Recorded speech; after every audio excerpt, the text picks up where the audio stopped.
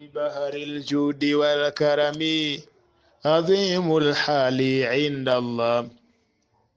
هل يجوز أن تقول أن الله يسمع لك سمعنا وينزل لك نزولنا؟ Je, inafaa ndugu yangu useme kwamba Mwenyezi Mungu anasikia lakini si kama ambavyo sisi twasikia, na anashuka lakini si kwa namna ambavyo sisi tunashuka? Inafaa? Swala, je, inafaa? Ilamu akhi, ndugu yangu, fahamu anna qawla man qala, kauli ya mtu anayesema anna Allah yasmau, Mungu anasikia, lakini la kasami'na, si kwa namna na aina ambavyo sisi tunasikia. Maanahu, unajua maana yake ni kwamba annahu, mtu huyo kuwa huwa yathbutu sifata sami'i lillah, huwa anathibitisha Mungu sifa ya kusikia anayo azza wa jalla, lakini yamfi anillah al-ala, anakataa kwa Mwenyezi Mungu, kwa Mwenyezi Mungu ana ala, kwa maana sawa visaidizi vya kusikia, ala viunganishi vya kukufanya usikie. Mathalan, wewe ukishakatwa ndeo ama ukakatwa sikio, tayari kusikia kunakuwa kugumu, ndio ala minshani ya kutokana na jambo lake. Kwa hivyo mushabaha, mtu anakuwa ni mwenye kumfananisha sawa al-khalq na viumbe Mwenyezi Mungu Subhanahu wa Ta'ala.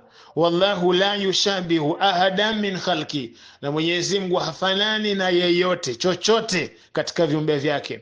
Laisa kamithlihi, hana Mwenyezi Mungu mfanano wa chochote, shay chochote. Wa huwa samiul basir, Mwenyezi Mungu ni mwenye kusikia na ni mwenye kutazama. Suratu Shura aya 11. Ama qawli yanzilu la kanuzulina, huteremka lakini si kwa namna ya uteremkaji wetu, mfano wetu. Fahiya kalimatun, hili ni neno, tadullu, ambalo linaloonyesha ala anna qailaha, juu ya yule mwenye kusema, ya'taqidu, huwa anakubali na kuamini, anna Allaha yashbi'u al-makhluqa, Mwenyezi Mungu anafanana na viumbe, fil haraka, katika kutikisika, wal intiqali, na kuhama pahala. Fahuwa athbata al-haraka, mtu huyo atakuwa amethibitisha haraka bi qawlihi yanzilu, akisema ndo anateremka, amethibitisha haraka, matikisiko ya Mwenyezi Mungu, sababu huwezi kuhama sehemu kwenda pahala pengine, ila utatikisika aidha kwenye kunyanyuka au kufanya nini, ama kuhama kabisa. Mahawala nafia, kisha atazunguka kukataza kwa suala lile, si kwa maana hiyo ambayo kwa yeye kusema laka nuzulina, anashuka lakini si kwa namna ya mshuko wetu sisi, katika pahala uliko juu kushuka chini, au uliko sehemu kwenda wapi, anakataa hivi. Wa hadha fihi mughalata, na kwa namna hiyo na ufahamu huu ni jambo ambalo linakwenda linaharibu maana na ni upotevu ulio wazi. Wallahi, na Mwenyezi Mungu la yusaf bil haraka, hasifiki kwa kutikisika, wabitali, na kwa mara nyingine au kwa namna nyingine, la yusufu bin nuzuli, sawa, hasifiki kwa kuteremka, bali yambaghi alaina, kinachotakikana kwetu sisi, sawa, an naarifa, sisi tufahamu, madha qala salafu as-salih, kitu gani walikisema watu wema waliotangulia, mithlu hadhihi al-ahadith, mfano wa hadithi kama hizi. Fa Al-Imam Malik rahmatullahi yaqulu, anasema, yanzilu rabbuna tabaraka wa ta'ala, ay amru, maana yake ni amri, si yeye anateremka Mwenyezi Mungu mtukufu, tafsiri ni hiyo, lakini maana ni amri ndiyo inayoteremka, sio yeye. Fa amma huwa, ama yeye Mwenyezi Mungu, fadaimu la yazul, mara zote imekuwa hawezi kuteremka Mwenyezi Mungu Subhanahu wa Ta'ala.